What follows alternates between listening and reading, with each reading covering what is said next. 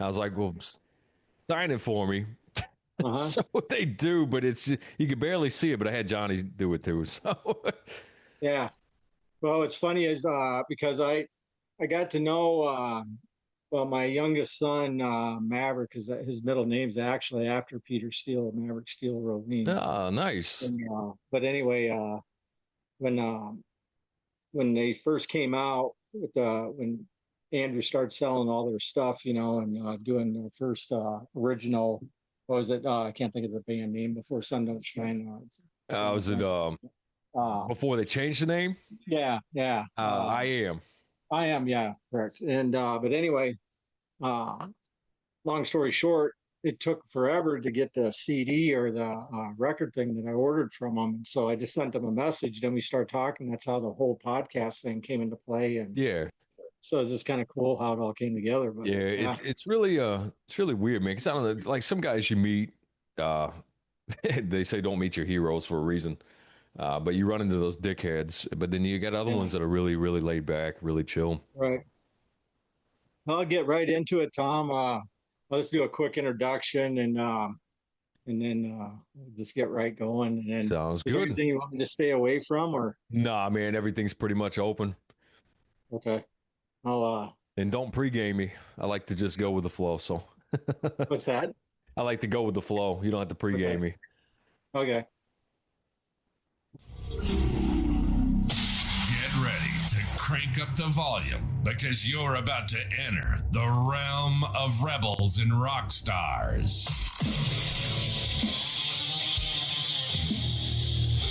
Unleashing the thunder from down under the stage. We're diving deep with a deviance of melody, rhythm, and chaos.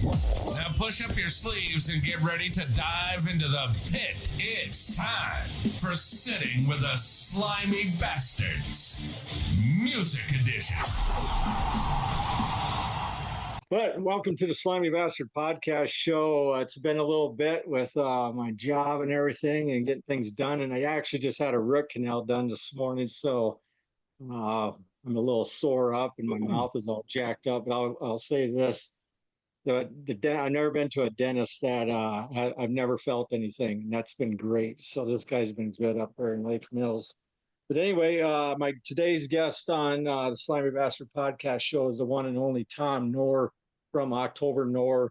I've kind of been looking forward to sitting down with Tom. I've followed his stuff for the past year or so, I want to say, and became kind of a huge fan of what he's done in that. And I know there's a lot of naysayers or whatever you want to say, but we'll kind of dive into that. But welcome to the show, Tom. Thanks for being Hey, on.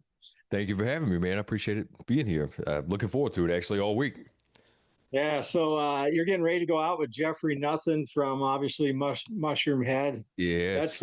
That's going to be a cool tour to be on. Yeah, that's I'm a really, really, really happy about this one. I thought it was kind of like an odd matchup at first. I was like, well, not really. I mean, we've done stuff with like '80s hair metal tribute bands and stuff, so it always seems to sure. work out. Yeah, so with that, obviously Jeffrey Nothing with Mushroom Head and that. But how many dates are on that? Is it what, a week or so? Yeah, What, we're hopping on weeks? for just a week, and we've got to break off and head up to Chicago, and then they're coming through to Chicago, which is really funny. So, yeah, it's kind of how it's arranged right now. Uh-huh. Do you when you're because it's been a little bit since you toured, correct? Yeah, we usually do some one-offs here and there, but the actual running extensively, yeah, it's been I guess about a year or two now. So when you get out on the road and you get going again, is it just like holy crap? Or you missed it obviously, right? But Uh, it's that feeling getting back into the groove of it. it's really weird, man, because when you're gone for that amount of time, just day after day, and usually you're doing a show every single night, you get about 4 hours of sleep and you don't know where the fuck you are. Yeah, So a lot of it is you barely remember anything when you get back, and that's not drugs or alcohol. It's just kind of your right, brain function. Um, but it's something where it's just muscle memory the whole time, and it right. just carries you through, and you you have a good time, and you remember some of the moments. Do you so? this is what I want to get into. So obviously you're a huge, I mean, typo native influence, right? Yeah, definitely. Um, and with that being said, is there people, I mean, what's it like being out on the road with that? I mean, is it, and I'm going to go somewhere with this. I want to first get your opinion on Yeah, that. that's okay. Honestly, man, it does really well for us. It brings people out that don't really know us at all, but they kind of hear word of mouth or whether or not these guys put it on the flyers like a typo tribute. Right. It does bring them out, and then they're pleasantly surprised. And then we try to, at least do a typo cover for the night, just so everybody can kind of be together with it and enjoy it and kind of pay tribute in a way. Right. Well, you have people in tears crying, and it's some of the most incredible stuff I've seen. So that I'm a huge Elvis fan. Me too. And for me, like I've been to Graceland a bunch, and then I took my daughter down for what they do for Ultimate Elvis Weekend. It's Elvis tribute artists, if you would, ETAs, what they call Hmm. them. And I became a kind of a huge fan of some of these guys because um, they're spot on. I mean, you would think it's actually. I mean, some of these guys are so good, you actually think it's Elvis up on the stage, right? Right. Um, and so this being that kind of that same deal where I got to be thinking about this because at first, when I first kind of heard you guys and that, and I was like, man, I don't know, because I'm a huge typo fan, Yep. just like a lot of people. But with that being said, you kind of respect what they've done, correct? And so Absolutely. when you get into it, though, like my kids that I have growing up now, and even my older kids that have grown up to listening to typo music just through me, who's Mhm. never got to see these guys live, right? That's right. Now there's this opportunity that you're providing, if you would, and to me that's as cool as hell because it brings back all the memories of a live show. Or like for me personally, I've met Peter a bunch of different times, and I've been fortunate enough to do that. But um, does that make sense what I'm getting to? So for me, Absolutely. Yeah, I definitely. thank you for what you've done because your craft is very well Oh, in range of what you've done. thank So you, man. Thank you. Yeah, and that's kind of one of the things I learned very earlier on in music and coming up and playing. And of course, because I started out on guitar, but Danzig was a huge influence for me. Black Sabbath, of course, and then discovering typo and even Cradle of Filth. So a lot of the elements that are coming into this, it's pulled from different things, different genres, but it's just kind of done in the overtones. But it's something that I was never really able to escape from in the right, comparative side. I know even like the first band that I really started, it was standard tuning or drop D for some songs, no keyboards, but it was the doom rock type style. But of course, as soon as I open my mouth, and it's game over. And that's okay. I appreciate it, but at the same time, it's like I'm not a fan of like being a tribute band. Like I know people have asked us, "Hey, why don't you do a typo tribute?" I'd lose my soul. It's just not in me. I want to do my own writing, my own kind of material and songs. yeah. And speaking of that, because I've been diving into your catalog pretty good, and Hmm. it's right up there. I mean, there's some of the stuff I was like, Jesus Christ, it's spot on. That sound of Yeah, typo would. Um, but do you go? What I'm getting into the question is when you go into the recording studio process of it, do you just have that tone in mind of what you're going to do? Because you could hear a lot of the typo, different album sounds from like World Coming Down to October Rust to Bloody yeah. Kiss. Does it make It's sense of? Yeah, it hasn't really been that as far as recordings go. I know with recordings, I kind of will dial in something on my bass. The guitar it was meant to have more of an '80s hair metal type of guitar tone Yeah. to it. So heavy, thick chorus and a lot of leads, things Uh-huh. like that. But the bass, I'm never happy with it, I guess. So it changes essentially from when we're recording to the next, and then I'll find what I think might sound better or whatever, and it's just kind of yeah, it goes with that flow. So I don't really sit down and go, oh, let me dial it in like this album or this song from Typo. It's just I wanted the bass to sound like a laser, Uh-huh. and then having that distortion on top, it just made it really thick and drenched. So that's where the influence on more Pete's side would come into it. He the way he did it, a lot of people don't understand and they hear it differently. So when they try to replicate it, they're doing it wrong. But there's a reason why they're doing it wrong. Distortion tends to suck out all of your low end. So you have to split that channel off. You got to keep that DI, that clean chain in there in order to keep that thickness and that low end intact. But, So when we were talking a little bit ago, I mean, you're from down there in Florida. You got to hang out with the guys a little bit down there. What was that? Just this last year, correct? I think it was either last year or the year before. It was Kenny and Johnny. They were. I guess they were down to do some. Well, I am stuff at the time. And they had an Airbnb, and our PR lady, she did PR for which is Sun Don't Shine now. Did PR for them, so it was kind of like everybody got together. Andrew was there from Corpse Paint, and they were like, "Yeah, just come on by. We'll hang out for a little bit." So we did, man. It was just that's a cool moment. Just got to sit around. I mainly talked to him about the Seventh Void songs. It's like, man, you got to bring that into your sets and whatnot. But yeah, it's super nice, man. Just all around, just chill. We had some laughs, and Yeah. So what was their reaction to? Because just from me visiting to you, I mean, first of all, have you always talked like this? Yes. This is something because I'm not from like Florida. So all this is coming from Bergenfield, New Jersey. Okay.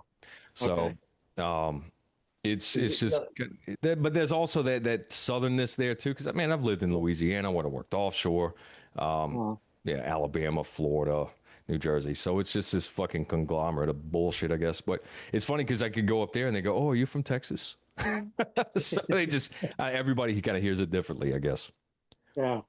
But anyway, I mean, what was their response then when they really didn't have one, I don't expect them to like ooh, and kind of deep dive. It was just man, it was just like being around just any person, and you're just having a good time. So they didn't really, I don't know if they care, which I wouldn't expect them to care. I mean, those guys are it. They were the legacy. So yeah, I wouldn't expect them to, but they were cool with me, so everything was fine. Yeah. Song Blacklight. Yes. Tell me the story about it. I love the song. I love the vibe of it. Yeah, so that was it's not taking a black light to find out if your spouse is cheating. It's actually just kind of an internal thing where you're fighting. You've got that person you're always fighting, just a bad relationship, a bad marriage, or whatever it may be, and you're trying to push through and get them to see the good inside and come back from the mess that's happening. So yeah, it's more. Of course, I think we did like a domestic abuse situation with the music video.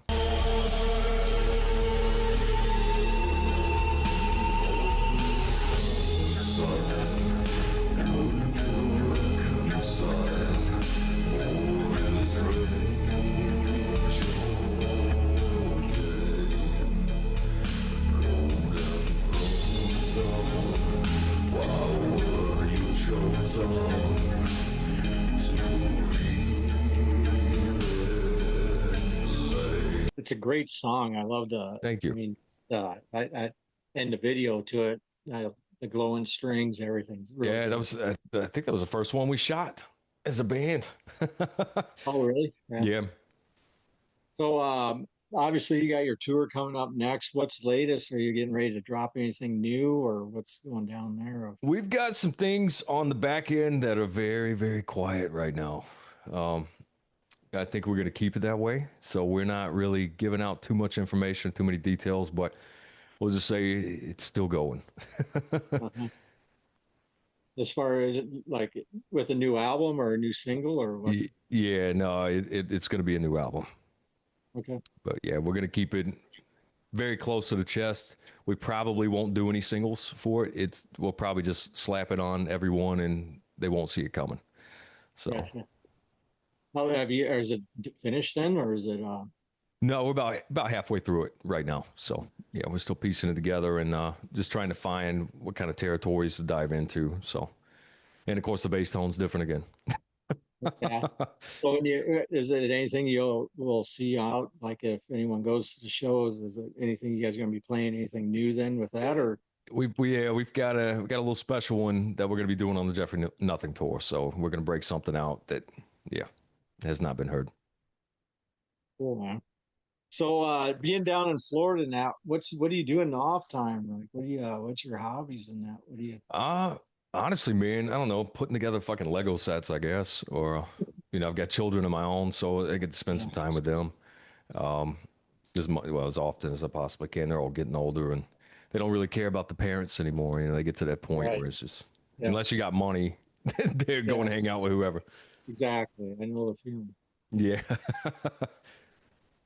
Yeah, but do you do a lot of surfing or anything like that, or No, my early teenage years, I did a lot of like skating, half pipes, and street skating. But I never really got into surfing. I did a little bit of skateboarding, but I don't know. I'm too old for that shit now, so I'll end up yeah? breaking too much. So, just real quick, if Peter Steele was sitting here with us right now, what do you think he would say with everything and what? Well, I know what I tell him. I tell him I'm not doing this because you're still alive. So, I'm out. Finally. Nah, man, I'd probably just have some regular conversation with him. I don't know what he'd say to me. He'd probably make some smart ass statement of some sort. I'm sure, but nah, man, I would hope that he would appreciate it. But I really can't say. I can't speak for the man. Yeah. No, I mean, because just his whole demeanor and the way it was, a sense of humor would be Right. interesting. Yeah, Hear. it'd be interesting to definitely hear But whatever on he the had other to say. side of that, you look at what, and I think Kenny's brought it up the best, is you look at the legacy that's been left, if you would, of the how many. I mean, I think they're bigger now than what they were even when I was following them. Yeah, because I got into him in like '93 when Bloody Kisses was Yeah, released, and no one really knew who they were. right. And then but you'd have some people that especially the internet days, you could get on forums and stuff like that, and hell, even when typonegative.net was around, you can go in there and Yeah, build your little forum yeah, page, and everybody yeah, talked about it. But yeah, I think you're right, man. I think it's reaching the newer generations. It's also helping us out in picking it up because they'll typically discover us. So whether or not they stay around, who knows? But it has brought some new fan base that otherwise may not have been fans. right. And vice versa. Correct. I think honestly with the newer generation that because you've had a couple viral TikTok videos of your stuff that's gone viral that Oh, you has know it? I hate TikTok. I don't even pay attention. uh, but but I mean you hear that and then you hear you know what I mean the song or whatever and you see Yeah. who it is and then like and then that's how people obviously start deep diving into it and Yep. so Yeah. yeah It does happen that way. It's really cool, man, to see it. But then it's kind of why, I was like, well, the first album, it's like, all right, well, I'm gonna just piece together some stuff here, and I'll do some little nods to some typo riffs, and I'll just stick it out there, and I'll see if there's any interest, if there's a market for any other bands to be with. Well, I consider it its own genre because of what they were able to do, but it worked out. That was kind of the biggest thing. So that first album was definitely a test run. I just hope that we continue to keep building and growing and gathering more people in. yeah. You've done a couple covers that I've always was intrigued of them doing. Hmm. One of them is I'm a huge Tommy James and the Shondells fan. Uh, Yes. and Clemson and Crover. I always thought that would have been the other one. I always thought would be a good cover if Typo ever did was "Dragging the Line" or "Fire in the Yeah. Sky" by Ozzy. Um, Yeah. um, There's there's there's another. quite a few out there. I know we get a lot of requests too, but it's kind of where I don't typically stray into the cover territory too often. We normally did it as like holdovers in between albums, so we just something to release out. But like Dennis Pauner, he does a lot of this what if type of wrote stuff. So I tend Right. not to want to climb on his territory because he Yeah. handles that well. Yeah. Have you met him? Yeah, actually, in New York, we were both in Brooklyn for a weekend at the Peachtree event. I guess that was in April. Hell, that was probably 3 years ago. But he's a Uh-huh. great guy, man. Super nice You guy. you guys actually did something together, didn't you? Yeah, we did. What was it? It was a cover of Nights in White Satin. That's right. Yeah. Yeah, because I remember when he contacted me to do something, I said, "Well, Dennis," I said, "how the hell are we going to do this, man?" I said, "You're doing these vocals." I said, "That's my, my vocal style." He said, "No." He said, "Your voice is deeper." He said, "You handle that vocal style. I'll do the the higher parts." I said, "All right, cool, that Uh-huh. works." Yeah. Is he, because he's from what country again? Isn't it? Croatia. Okay. Yeah. And was there an English barrier at all, or? No, he speaks well. You can tell he's not from the United States at all. Right. But I can also hear it like in his singing vocals too. It's like some of his pronunciation is like these little jabs to me. It's Uh, like there's a Croatian side. because Uh, I followed a bunch of his stuff, and it's mhm. actually he's done some pretty good covers of what Very he's good. got, you know. Yep. So yeah, I could see what you're going with on that though too, Yeah, uh, and it's I know I wouldn't want to be trapped into a corner like that either. And I feel like that's kind of where he's at. I know he's doing his solo pro. Well, I don't even know if it's a solo project anymore, but the manifesto generator, I believe is what he uh-huh, calls it. So it's like uh-huh, his original stuff that he's working with, but it's really cool to see because when he's doing this, it has a very big four Metallica type influence injected into it. uh-huh. Because when you get out on the road and that, what's the fan base like to you? Really accepting. Um, a lot of people tend to show up in typo shirts and merchandise and things. Uh-huh. So, yeah, man, it's really cool.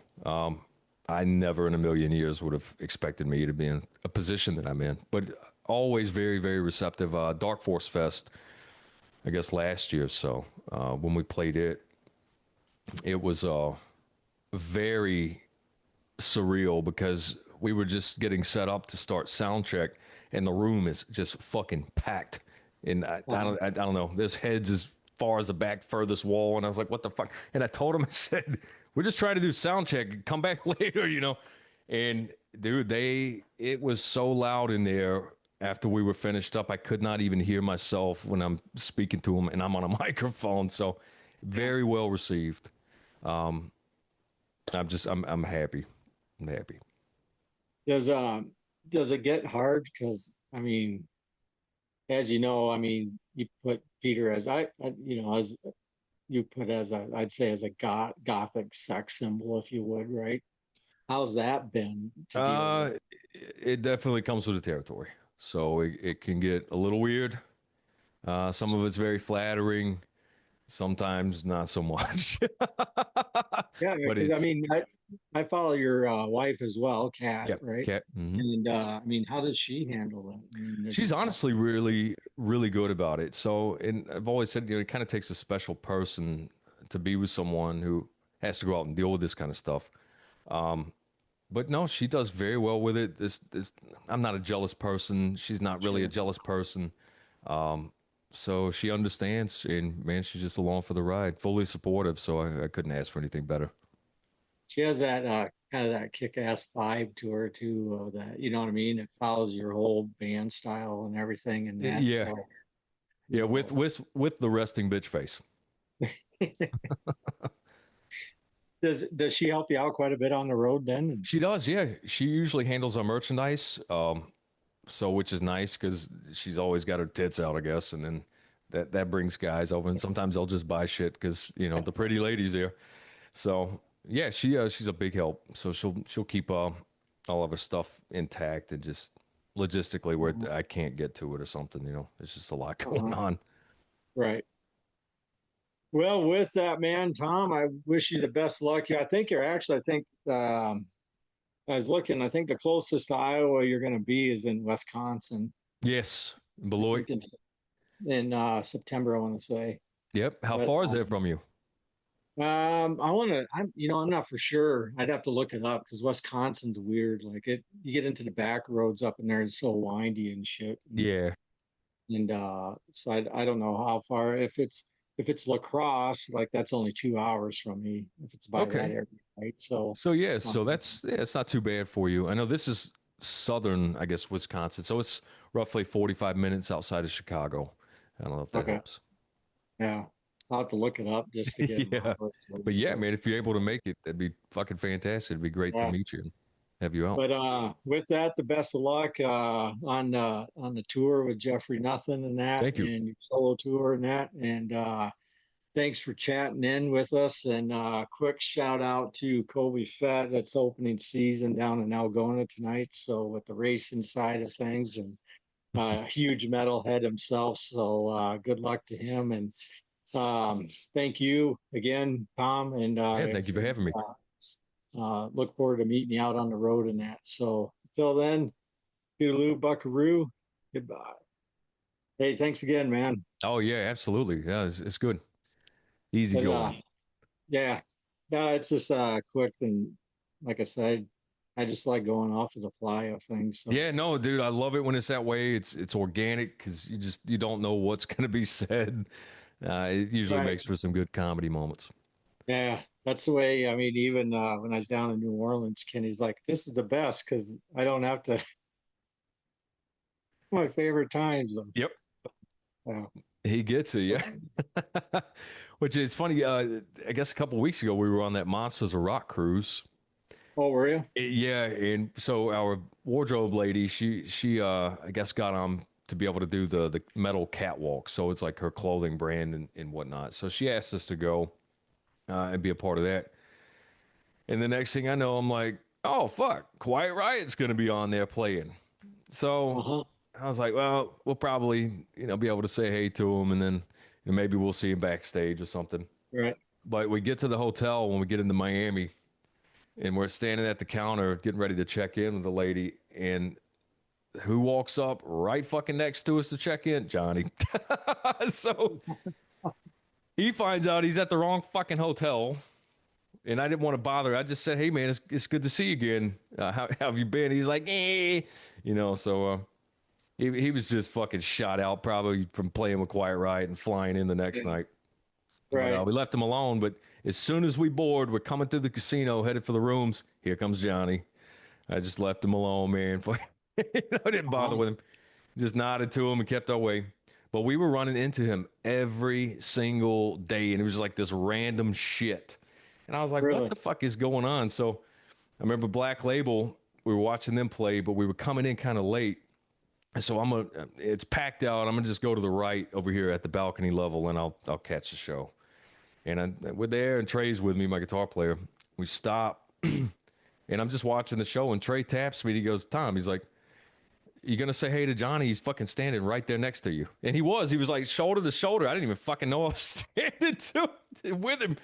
But man, it was really cool, dude. We got to have some laughs together and share some stuff and kind of said our goodbyes on the last night and hope to see each other again soon. And it's just a good time, but Yeah. completely unexpected. Has it ever been brought up of you like fronting that if they do get back together? So I'll say it because I get tagged when they start talking about it on interviews. My phone blows up. I start getting tagged, calls, text, everything. Oh, should get Tom, get Tom, get Tom. I'd always said no. I'm not going to do it. I never do. There's no way I could fill those shoes. It's impossible. So that let that man have his thing. Well, I'm good friends with Paul Bento, and Paul Bento was one of Pete's best friends. Paul helped engineer the albums, played the sitar on "Can't Lose You" and whatever other songs. Uh-huh. He calls me up when all this is going on. Tom, if you get this opportunity, you got to fucking do it. You got to take it. You'll kick yourself in the ass if you don't. Just go make you some money, have a good time, blah blah blah. So he's telling me that. Then Andrew from Corpse Paint, he's like, "Well, fuck it. If somebody wants you and they're paying the goddamn money, Tom, it could be you. Just fucking do it." So it's like, all right. Well, the whole thing, which I was an understanding of when all this started, was they wanted to. It would be a tribute show. So Uh-huh. they would get the people they want to get to come in and sing, or whoever they're going to have to set it up. It's just Sure. a big fun time. A lot of people are treating it like, hey, get this guy to continue it. And they're looking at it like a Pantera aspect. Sure. So I don't focus on that at all. If the opportunity presents itself, we'll talk. If it works out, it works out. If not, it doesn't matter. I'm just, I'm kind of doing my own thing anyway. So we'll see, man. It's really weird sometimes when this stuff's kind of bumping off. I'm like, well, I may be getting a phone call, and then Right. even Pete's ex, Pam. I don't know if you know her, and we're good friends with her. Mhm. She was there when he had died or whatnot, but she's kind of been really supportive. She's a big fan of ours too. Uh, Uh-huh. and then of course Pete's sister, Kathy. I'll talk to her usually. I try to get in touch with her once a year just to say hello because I know Sure. her sister just died.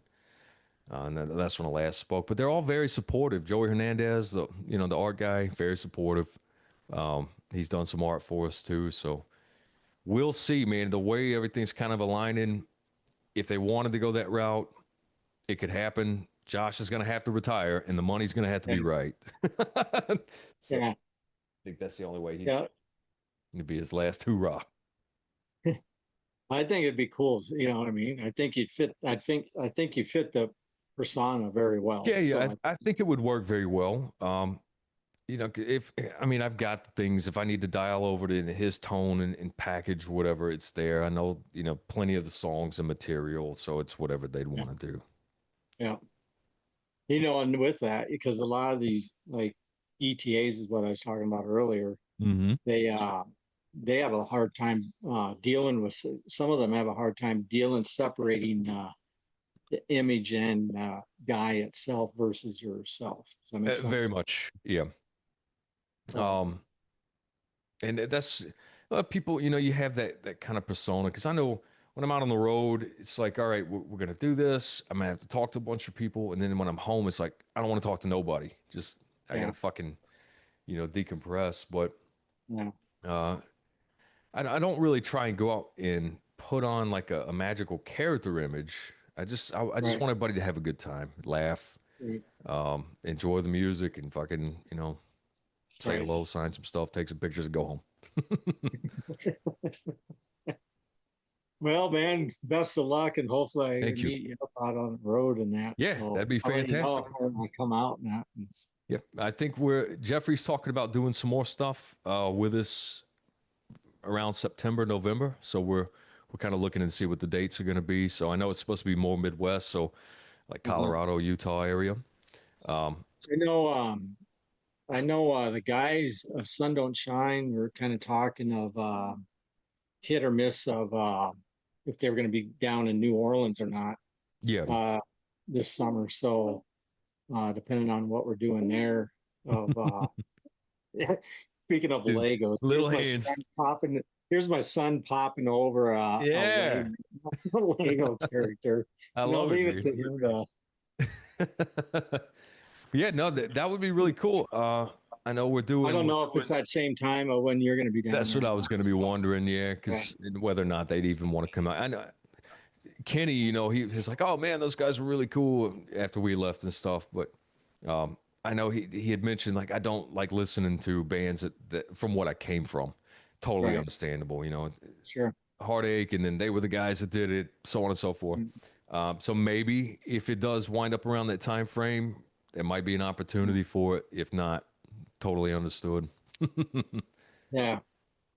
But well, thanks again, man. I do Yeah, appreciate you, and I'll get some of absolutely. this clipped up and all that in the next Sounds couple great. days. And that, and the guy who does my editing, it's the heart of racing season right now. Yeah, So he's having a uh, joyous time. yeah, but he usually gets my stuff to me pretty quick. So There you go. There you go. Yeah, no yeah, worries, man. Just take your time. It's no rush. And thank you for having me. when I do, I'll get them shared on for you. So Cool. Sounds good. all righty, man. Thanks again. All right, buddy. Have a good one. You too.